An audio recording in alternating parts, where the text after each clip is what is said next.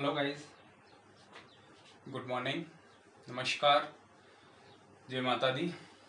ठीक है, next chapter ले रहे हैं अपन कोऑर्डिनेशन कंपाउंड। ठीक, कोऑर्डिनेशन कंपाउंड इनऑर्गेनिक केमिस्ट्री का बहुत प्यारा चैप्टर है, बहुत सिंपल है। ठीक है, बहुत मज़ा आएगा इस चैप्टर में। देखो यार, कोऑर्डिनेशन जो कंपाउंड उनके डेली लाइफ में भी बहुत यूज़ हुआ करते हैं।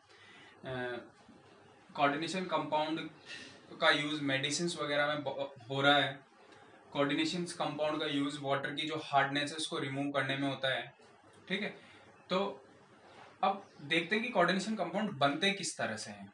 ठीक है, तो सबसे पहले अपन सोल्ट के बारे में पढ़ते हैं। सोल्ट आपने पढ़ा होगा यार, आयनिक इक्विलिब्रियम में सोल्ट पढ़ते हैं। सोल्ट तो पढ़ते हुए आते हैं 9th वगैरह से ही कि सोल्ट क्या होता है ना। सिंपल अपन पढ़ते हैं कि न्यूट्रलाइजेशन जो रिएक्शन होती है एसिड और बेस के बीच में, एसिड और बेस में जो न्यूट्रलाइजेशन रिएक्शन होती है, तो आपको क्या मिलता है? सॉल्ट प्लस वाटर मिलता है। सॉल्ट जैसे NaCl मिल गया, क्या मिला आपके पास? NaCl।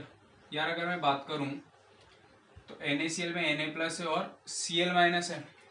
Na प्लस कहाँ से आया होगा? NaOH से आएगा। Cl माइनस कहाँ से आया होगा? HCl से आया होगा। HCl एक एसिड है और NaOH क्या एक बेस है, इसीलिए केटायन को आप बोलते हो बेसिक रेडिकल। केटायन को अपन क्या बोलते हैं? बेसिक रेडिकल बोलते हैं। वहीं एनायन कहाँ से आता है? एसिड से आता है, इसलिए अपन इसको क्या बोलते हैं? एसिडिक रेडिकल बोलते हैं। तो आप ऐसा बोल सकते हो सिंपल सा कि यार जो कंपाउंड जिसके अंदर बेसिक रेडिकल एसिडिक रेडिकल होता है उसे सॉल्ट बोलते हैं। ऐसा अपन इसको बोल सकते हैं। The compound which have acidic radical as well as basic radical is known as the salt, है ना। या फिर आप क्या बोल सकते हो? The salt is the result of neutralization reaction between acid and base. ठीक है, और आप क्या बोल सकते हो? The compound which on hydrolysis give acid and base is known as the salt. जो आपने सॉल्ट हाइड्रोलिसिस आयनिक इक्विलिब्रियम में स्टडी किया होगा 11th क्लास में।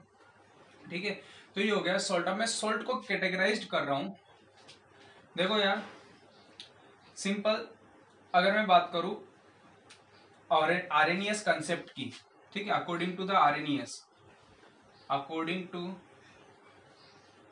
आरएनएस की टाइप ऑफ सॉल्ट, सॉल्ट के टाइप क्या है?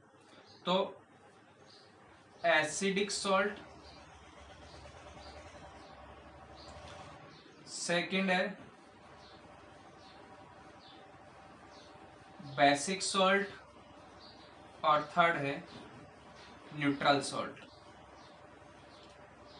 एसिडिक सॉल्ट क्या होगा? जो आपको क्या दे दे? H प्लस दे दे। जो आपको क्या दे दे? H प्लस दे दे। ठीक है, बेसिक सॉल्ट क्या होगा? जो आपको क्या दे दे यार? पानी के अंदर सॉल्यूशन, जैसे आप वाटर में ऐड करो किसी सॉल्यूशन में तो क्या दे दे? बेसिक किसी सॉल्वेंट में ऐड करो तो क्या दे दे? OH माइनस दे दे। न्यूट्रल सॉल्ट क्या होगा कि न तो वो H प्लस दे रहा होगा, न ही क्या दे रहा होगा? OH माइनस दे रहा होगा। तो H प्लस दे रहे हैं, जैसे आपके पास NaHSO4 है, और NaH2PO4 है, एक्सेट्रा NaHCO3 है। बेसिक सॉल्ट की अगर मैं बात करूं तो देखो MgOHCl, ZnOHCl। ठीक है, तो ये क्या है? OH माइनस दे रहे हैं। ठीक है, तो इनको क्या बोलते हैं? Basic salt. और जो ना H प्लस दे ना OH माइनस, जैसे NaCl, KCl, KNO3, NaNO3, ना तो ये H प्लस देते हैं ना ही क्या देते हैं? OH माइनस देते हैं। तो ये क्या हो गए? न्यूट्रल सॉल्ट हो गए। ठीक है, तो यार ये किस बेसिस पे कर लिया अपन ने? ठीक है, ये किस बेसिस पे किया अपन ने? आरएनएस के अकॉर्डिंग, यही एसिडिक सॉल्ट, बेसिक सॉल्ट और न्यूट्रल सॉल्ट। और सॉल्ट क्या होते हैं? The compound which contain acidic radical and basic radical known as the salt. ठीक है, अब बात करते हैं थोड़ा और अप्रोप्रिएट कि सॉल्ट क्या होता है। बहुत सी बार आपसे पूछ लिया जाता है यार, सिंपल सॉल्ट और मिक्स सॉल्ट क्या होता है? ठीक है, तो सिंपल सॉल्ट क्या होते हैं? जिसमें एक केटायन होता है और एक एनायन होता है।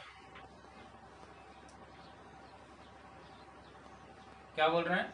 सिंपल सॉल्ट क्या होता है? जिसमें एक टाइप का केटायन होता है और एक टाइप का क्या होता है? एनायन होता है। वो हो गया सिंपल। और मिक्स्ड क्या हो जाएंगे? मिक्स सॉल्ट क्या होंगे? जिसमें एक से ज्यादा टाइप के केटायन हो या एनायन हो या दोनों ही हो। मतलब या तो एक से ज्यादा केटायन हो या एक से ज्यादा एनायन हो या एक से ज्यादा केटायन भी हो जाए और एक से ज्यादा एनायन भी हो जाए, तो वो मिक्स्ड की कैटेगरी में आता है। तो अपन क्या बोलते हैं? सिंपल सॉल्ट क्या हो गया? जिसके अंदर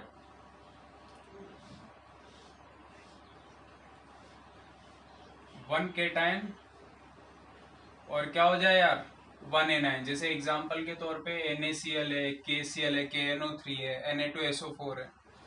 ठीक है, अब बात करो मिक्स्ड सॉल्ट की। मिक्स सॉल्ट में क्या है? मिक्स सॉल्ट वो होंगे जिसमें मोर देन वन केटायन और एनायन और बोथ के एक से ज्यादा टाइप के more than one type of cation, और एनायन और बोथ। एग्जाम्पल के तौर पे अगर मैं बात करूं तो जैसे ब्लीचिंग पाउडर का फॉर्मूला होता है CaOCl2, इसके अंदर Ca2+ है, बट एनायन की बात करूं तो Cl- और OCl- है। आ रही क्या बात समझ में? ठीक है, Ca2+ और Cl- OCl-, तो ये क्या हो गया? मिक्स्ड सॉल्ट हो गया। ठीक है, तो simple salt, the salt which contain only one type of cation and one type of anion is known as the simple salt, while the salt which contain more than one type of cation or more than one type of anion or both, या तो cation भी एक से ज्यादा होगा या anion भी एक से ज्यादा होगा, उसे क्या बोलते हैं अपन? मिक्स्ड सॉल्ट बोलते हैं।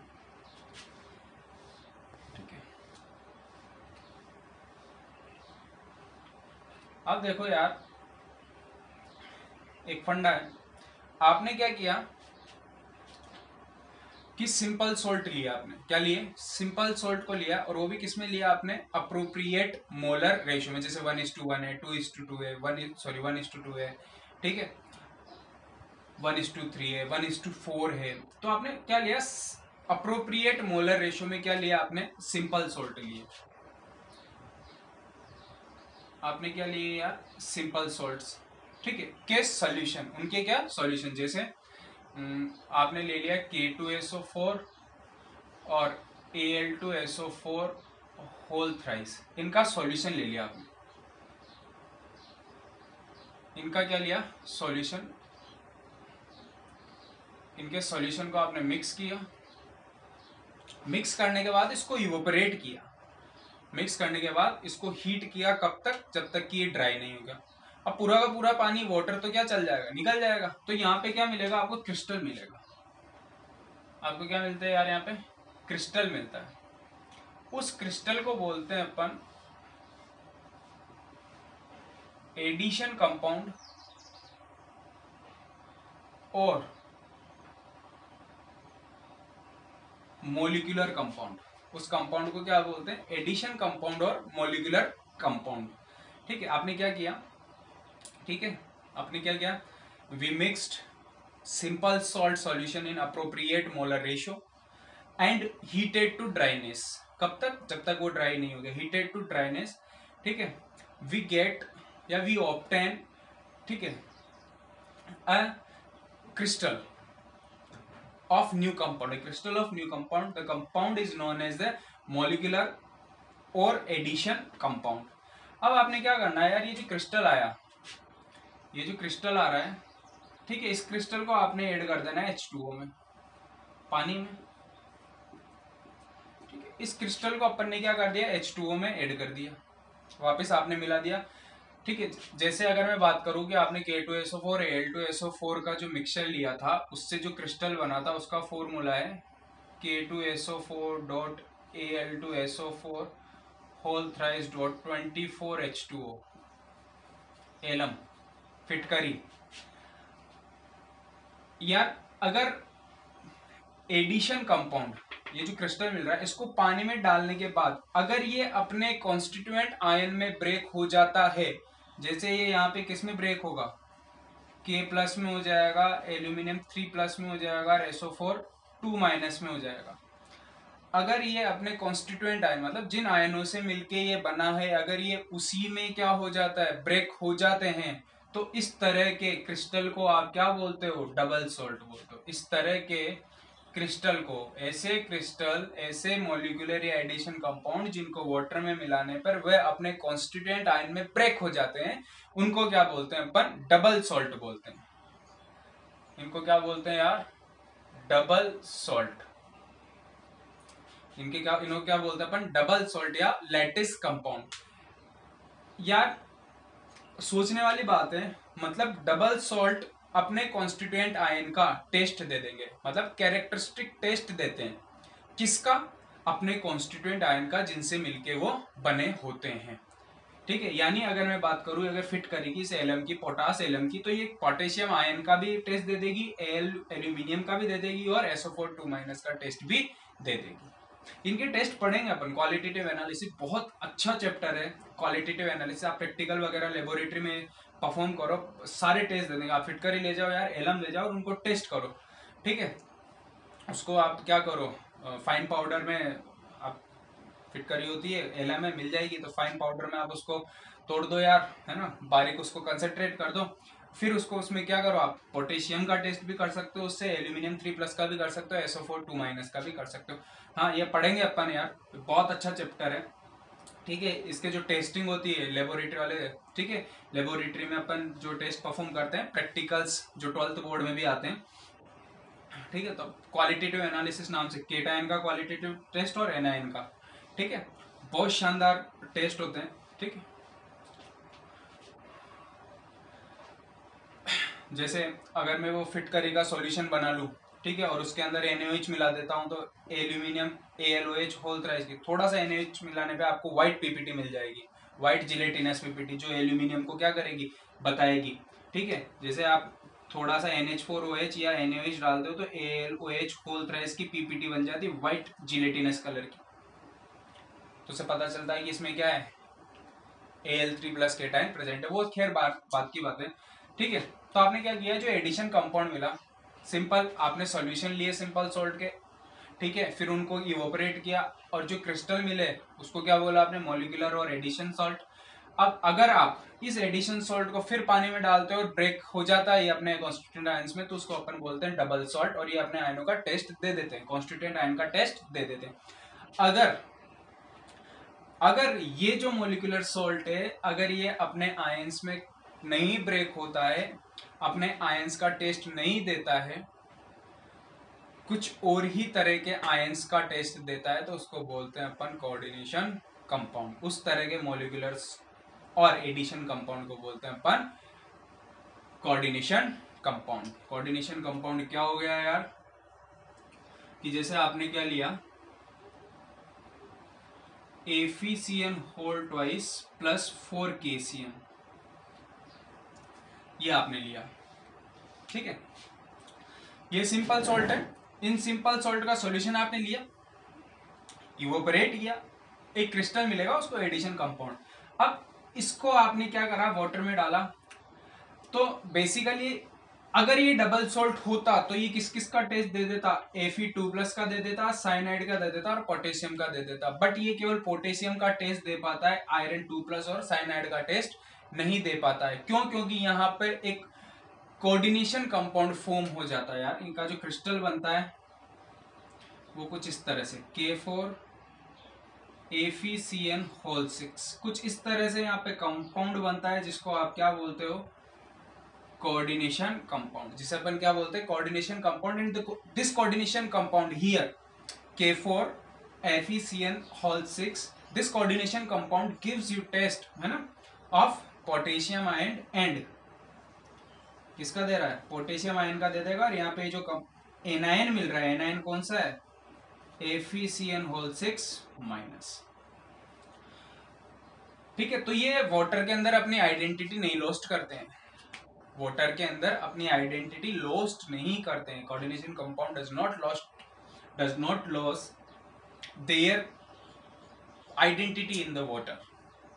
ठीक है, तो बात क्या बोल रहे हैं अपन, ठीक है, when we add simple salt solution in appropriate molar ratio and heated to dryness, the new crystal is obtained. The crystal is known as molecular or addition compound. If we further add or mix the addition compound into the water, if the addition compound is breakdown in constituent ions, then the addition compound is known as double salt. If the addition compound does not break down into its constituent ions and give another type of ion which is known as coordination compound or complex compound, and this type of anion is known as the complex anion. And the coordination compound or complex compound does not lose their identity in the water, है ना, अपनी identity water के अंदर नहीं होती। तो ये इस तरह की बात होगी। अब यार ये जो कोऑर्डिनेशन कंपाउंड बनता है, ये जो कॉम्प्लेक्स आयन बना, ये जल्दी से अपने आयन्स में ब्रेक भी नहीं होता, जैसे Fe2+ में और साइनाइड में ये ब्रेक भी नहीं होते हैं।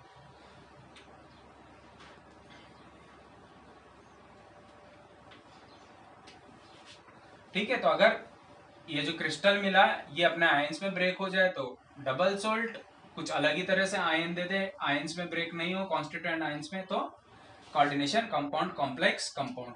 ठीक है, क्या बोल रहे हैं कि कॉम्प्लेक्स आयन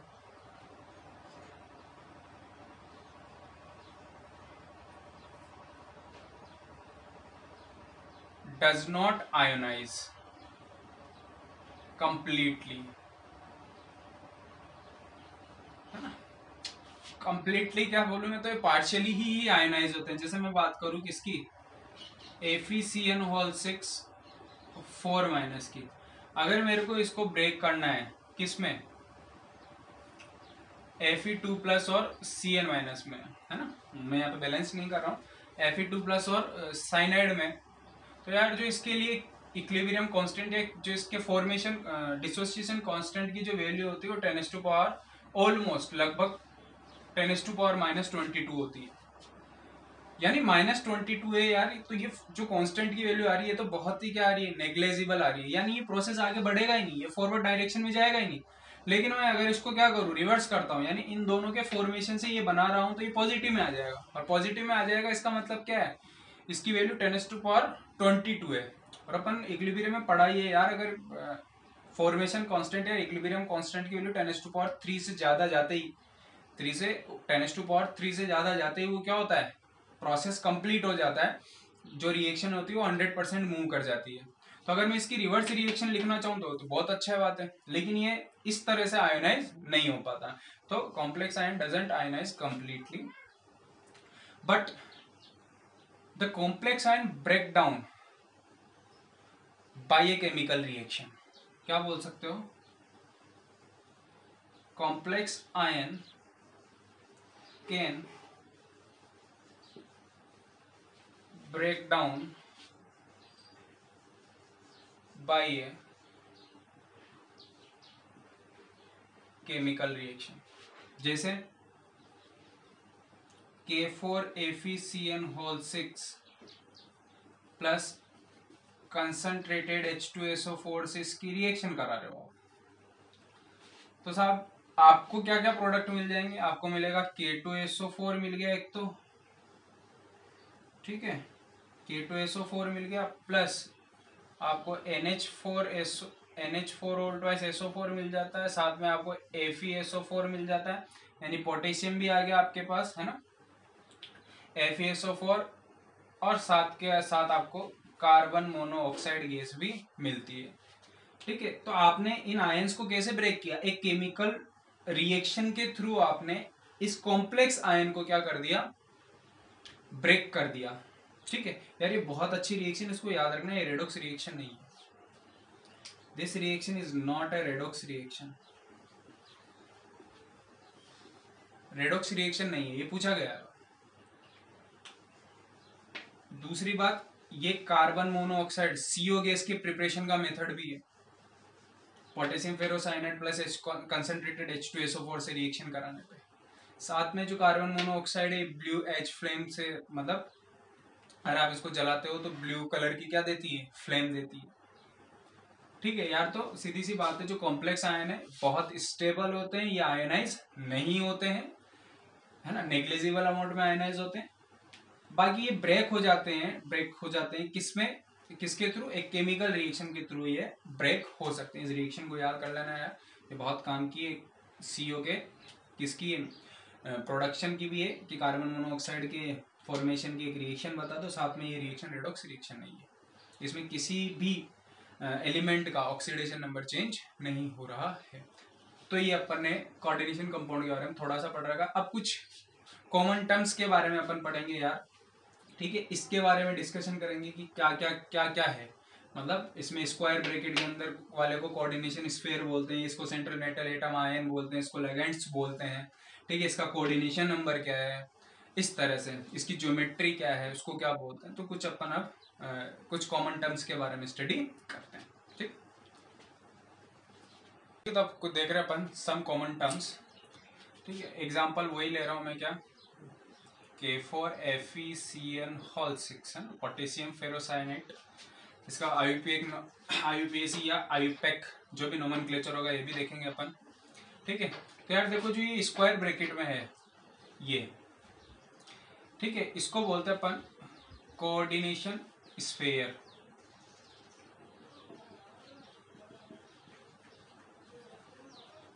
इसको बोलते हैं कोऑर्डिनेशन स्फीयर, कोऑर्डिनेशन एंटिटी। ये जो बाहर आयन है पोटेशियम आयन, इसको बोलते हैं काउंटर आयन, काउंटर आयन या फ्री आयन, काउंटर आयन या फ्री आयन, है ना, ठीक है। तो देखो कोऑर्डिनेशन स्फीयर क्या हो गया, it consist of central metal atom, ये आयरन Fe2+, ठीक है, यहाँ पे क्या है Fe2+ है। बहुत सी बार कोऑर्डिनेशन यहाँ पे जो मेटल रहेगा, जैसे निकल है, तो कभी कभी जीरो में भी हो सकता है, तो अपन यहाँ बोलेंगे कि यहाँ पे या तो मेटल आयन हो सकता है, मेटल हो सकता है, ठीक है। और ये हो गया आपके पास Cn-, ठीक है, ये हो गया आपके पास साइनाइड आयन, इसको बोलते हैं अपन यहाँ पे लिगेंड्स, क्या बोलते हैं, लिगेंड, ठीक है। इसको बोलते हैं सेंट्रल मेटल एटम और आयन, और यहाँ पे हो गया लिगेंड्स। तो कोऑर्डिनेशन स्फीयर क्या हो गया, कोऑर्डिनेशन स्फीयर हो गया, it consist of central metal atom और आयन और and ligands which attached with the central metal atom ion through the coordinate bond. इन दोनों के बीच में जो बॉन्ड होता है वो कोऑर्डिनेशन बॉन्ड होता है। अगर मैं इस आयन की, ये जो एनायन है, एनायन क्या होगा इसका, FeCN6 4-, तो इसकी जो ज्योमेट्री होगी वो ऑक्टाहेड्रल ज्योमेट्री है, ये भी अपन स्टडी करेंगे। और ये कोऑर्डिनेशन बॉन्ड के through central metal atom ion से क्या हुआ है, जुड़ा हुआ है, इस तरह से, ठीक है। और तो इसको क्या बोल रहे हैं, देखो सिंपल सी बात है, अब इसी एग्जांपल से, इसी पूरे डाटा से अपन सारी कॉमन टर्म्स देख लेंगे। तो सीधी सी बात है, पहली बात कोऑर्डिनेशन स्फीयर क्या हो गया, स्क्वायर ब्रैकेट से इसको रिप्रेजेंट करते हैं और इसके अंदर सेंट्रल मेटल एटम और लिगेंड्स रहते हैं, तो ये हो गया कोऑर्डिनेशन स्फीयर, है ना। कोऑर्डिनेशन स्फीयर क्या होता है, which contains central metal atom ion and ligands which attached with the central metal atom और ion through the coordinate bond, coordination sphere हो गया। फ्री आयन क्या हो गया, कोऑर्डिनेशन आयन के बाहर जो भी आयन है उसको फ्री आयन या काउंटर आयन बोल दिया, ठीक है। ये जो अरेंजमेंट है, जैसे ये अरेंजमेंट किसमें, ऑक्टाहेड्रल, ये ऑक्टाहेड्रल अरेंजमेंट, ऑक्टाहेड्रल अरेंजमेंट हो सकता है टेट्राहेड्रल हो, ठीक है, हो सकता है TBB हो, ट्राइगोनल बाइपिरामिडल हो। तो इनको सबको अपन बोलते हैं कोऑर्डिनेशन पॉलीहेड्रा। इनको क्या बोलते हैं अपन, जो अरेंजमेंट होता है उसको बोलते हैं coordination polyhedra, polyhedron, polyhedra, polyhedron. तो कोऑर्डिनेशन पॉलीहेड्रन क्या हो गया, the arrangement of various ligands, the arrangement of various ligands around the central metal atom और ion, The arrangement of ligands, various ligands around the central metal atom or ion is known as the coordination polyhedra. ठीक है, central atom क्या हो गया, generally वही ये D block के elements होते हैं जनरली, कभी कभी ये नॉन मेटल्स भी हो सकते हैं, जैसे बहुत सी बार ब्रोमीन, बोरॉन, एस ब्लॉक के भी हो सकते हैं, बेरिलियम वगैरह, है ना। तो सेंट्रल मेटल एटम क्या हो गया अब, और लिगेंड्स क्या हो गए, लिगेंड्स क्या है, ऐसे मॉलिक्यूल और आयन, लिगेंड्स क्या होगा, लिगेंड्स ध्यान से सुना, मॉलिक्यूल और ion which have lone pair of electrons. अगर मैं बात करूं लिगेंड्स की तो ये क्या हो जाएगा, मॉलिक्यूल और ion having lone pair of electrons, having lone pair of electron, क्या होगा, लोन पेयर ऑफ इलेक्ट्रॉन होंगे विच डोनेट टू सेंट्रल एटम और आयन, यानी ऐसे मॉलिक्यूल्स और आयन जिनके पास लोन पेयर होगा, और वो लोन पेयर किसको डोनेट कर रहे हैं, वो लोन पेयर किसको डोनेट कर रहे हैं, सेंट्रल एटम और आयन को, सेंट्रल मेटल एटम और आयन को क्या कर रहे हैं, ये अपने लोन पेयर डोनेट कर रहे हैं, तो इनको लिगेंड्स बोलते हैं। और यहाँ पे कौन सा बॉन्ड बनाते हैं, सिग्मा कोऑर्डिनेट बॉन्ड, कौन सा बॉन्ड बनाते हैं, सिग्मा कोऑर्डिनेट बॉन्ड। ठीक है, तो ये किसकी तरह एक्ट कर रहा है, लुईस बेस की तरह, क्यों, क्योंकि ये लोन पेयर डोनेट कर रहा है। तो ligands act as Lewis base,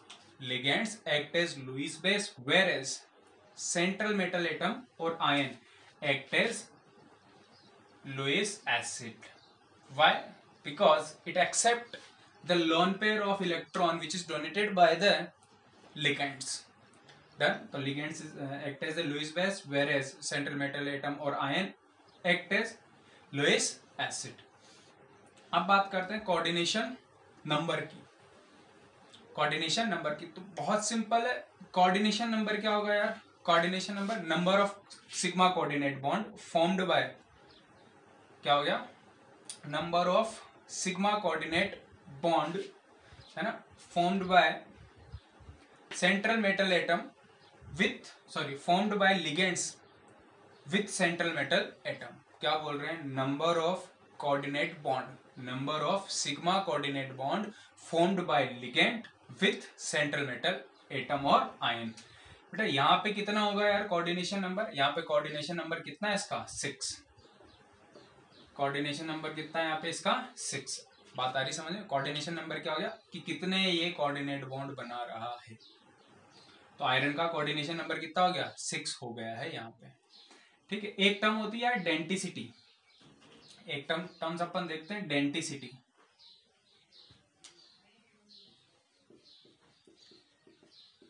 denticity is a property of ligands. Denticity क्या है, लिगेंड्स की प्रॉपर्टी है ना, हिंदी में बोलते हैं दंतुरता या दंतुकता, है ना, दांत, डेंटिसिटी। ठीक है, denticity is the property of ligands, है ना, और ये डेंटिसिटी आपको बताती है कि जो रेस्पेक्टिव लिगेंड्स है ये कितने कोऑर्डिनेट बॉन्ड बना सकता है। जैसे मैं साइनाइड लिगेंड की बात करूं, तो ये एक कोऑर्डिनेट बॉन्ड बना सकता है, इसके एक दांत है क्या है, इसके एक दांत है ना, एक कोऑर्डिनेट बॉन्ड बना सकता है, यानी इसकी डेंटिसिटी कितनी हो गई साइनाइड की, 1। इसलिए साइनाइड को बोलते हैं अपन मोनोडेंटेट लिगेंड्स, एक दांत वाला लिगेंड्स, एक दंतुरता, है ना, एक दंतुर लिगेंड्स। तो डेंटिसिटी क्या हो गई, number of coordinate bond, number of coordinate bond formed bye A ligand, number of coordinate bond formed bye A ligand with central metal atom और आयन। क्या बोल रहे हैं अपन, डेंटिसिटी क्या है, डेंटिसिटी इज एक प्रॉपर्टी ऑफ लिगेंड्स, है ना, और होती क्या है denticity, number of coordinate bond formed bye A ligand with central metal atom और आयन। तो ये हो गया आपके पास डेंटिसिटी, है ना। तो अपन नेक्स्ट क्लास में लिगेंड्स की डेंटिसिटी के बारे में पढ़ेंगे, टाइप ऑफ लिगेंड्स के बारे में पढ़ेंगे। ठीक है, तो आपको पता चलेगा कि अलग अलग टाइप के क्या होते हैं, लिगेंड्स होते हैं, जैसे मोनोडेंटेट है, बाइडेंटेट है, ट्राई टेट्रा हेक्साडेंटेट लिगेंड्स है, फ्लेक्सीडेंटेट है, एम्बीडेंटेट है, किलेटिंग लिगेंड्स है। तो इस तरह से अपन लिगेंड्स का जो क्लासिफिकेशन है वो नेक्स्ट क्लास में पढ़ेंगे। तो आज अपन ने सॉल्ट पढ़ा, टाइप ऑफ सॉल्ट, और कुछ कॉमन टर्म्स देखी, जैसे ये जो स्क्वायर ब्रैकेट में है जिसमें सेंट्रल मेटल एटम है और लिगेंड से, इसको अपन कोऑर्डिनेशन स्फीयर है, कोऑर्डिनेशन एंटिटी बोलते हैं। इसके अलावा जो आयन बच गया इसको फ्री आयन या काउंटर आयन बोलते हैं, ठीक है। और ये जो लिगेंड्स का अरेंजमेंट है, लिगेंड्स का एटम, सेंट्रल मेटल एटम और आयन के चारों तरफ जिस तरह से अरेंजमेंट होता है, चाहे वो ऑक्टाहेड्रली हो चाहे वो टेट्राहेड्रली हो, उसे अपन क्या बोलते हैं, कोऑर्डिनेशन पॉलीहेड्रन, ठीक है। फिर बात की अपन ने सेंट्रल मेटल एटम और आयन क्या होते हैं, जो लिगेंड से इलेक्ट्रॉन एक्सेप्ट करते हैं, कोऑर्डिनेशन बॉन्ड बनाते हैं, ठीक है। ये जनरली डी ब्लॉक के मेटल होते हैं या फिर कभी कभी नॉन मेटल्स भी आ सकते हैं कुछ, क्यों, चूंकि ये इलेक्ट्रॉन को एक्सेप्ट कर रहे हैं इसलिए लुईस एसिड बोलते हैं। वहीं पे लिगेंड्स क्या हो रहा है, इलेक्ट्रॉन डोनेट करके क्या बनाता है, कोऑर्डिनेट बॉन्ड बनाता है, इसलिए अपन इसको लुईस बेस बोलते हैं, ठीक है। फिर बात आई यार कि कोऑर्डिनेशन नंबर क्या होता है। कोऑर्डिनेशन नंबर क्या होता है, सेंट्रल मेटल एटम कितने number of coordination bond form कर पा रहा है ना। तो कोऑर्डिनेशन नंबर क्या हो गया, the number of coordinate sigma coordinate bond formed by the central metal atom with the ligands, ठीक है। कोऑर्डिनेशन नंबर हो गया, जैसे यहाँ पे इसका कोऑर्डिनेशन नंबर Fe2+ का कोऑर्डिनेशन नंबर कितना है, 6 है। फिर बात कर रहे हैं डेंटिसिटी, है ना, दंतुरता। डेंटिसिटी क्या है, लिगेंड्स की प्रॉपर्टी यार, ठीक है, लिगेंड्स के बारे में डिस्क्राइब करती है, ठीक है, कि लिगेंड्स मोनोडेंटेड है, बाइडेंटेड, टाई या ट्राई या हेक्साडेंटेड लिगेंड्स है, मतलब कितने कोऑर्डिनेट बॉन्ड बना सकता है एक टाइम में। तो number of coordinate bond formed by ये ligands with central metal atom और आयन, कि सेंट्रल मेटल एटम के साथ ये एक लिगेंड्स कितने बॉन्ड बना पाता है। जैसे साइनाइड यहाँ पे एक बॉन्ड बना सकता है, तो इसकी जो डेंटिसिटी कितनी हो गई, एक होगी, इसलिए इसको मोनोडेंटेड लिगेंड्स बोलते हैं, है ना। और यहाँ पे एक किस एटम से जुड़ा हुआ है, कार्बन से। किससे जुड़ा हुआ है, कार्बन से जुड़ा हुआ है, ठीक है। ये नाइट्रोजन से भी जुड़ सकता है, ये नाइट्रोजन से भी जुड़ सकता है। इसके लिए लुईस स्ट्रक्चर्स आपने देखी होगी यार, कि इलेक्ट्रॉन कार्बन के ऊपर भी हो सकते हैं लोन पेयर, और नाइट्रोजन के पास भी हो सकते, सॉरी, तो कार्बन भी बॉन्ड बना सकता है और नाइट्रोजन भी बना सकता है, लेकिन शर्त ये है कि एक बार में एक ही बॉन्ड बनाएगा, या तो कार्बन बना रहा हो या फिर नाइट्रोजन बना रहा हो। तो इस तरह के लिगेंड्स को एम्बीडेंटेड लिगेंड्स बोलते हैं, जिसके पास दो डोनर एटम हो। दो डोनर एटम मतलब या तो कार्बन बॉन्ड बना पा रहा है या फिर नाइट्रोजन, लेकिन शर्त क्या है कि बनाएगा एक ही, या तो कार्बन बना लेगा या नाइट्रोजन बना लेगा, ठीक है। तो type of ligands upon next class में देखेंगे, तो यहाँ तक पढ़ना है यार। Thank you, stay at home, इसको अच्छे से ज्यादा शेयर करें ताकि और भी बच्चे और भी स्टूडेंट्स आपके फ्रेंड्स इसको पढ़ सके। Thank you, stay at home, be safe, ठीक है, मजे करो यार, पढ़ाई करो, थैंक यू।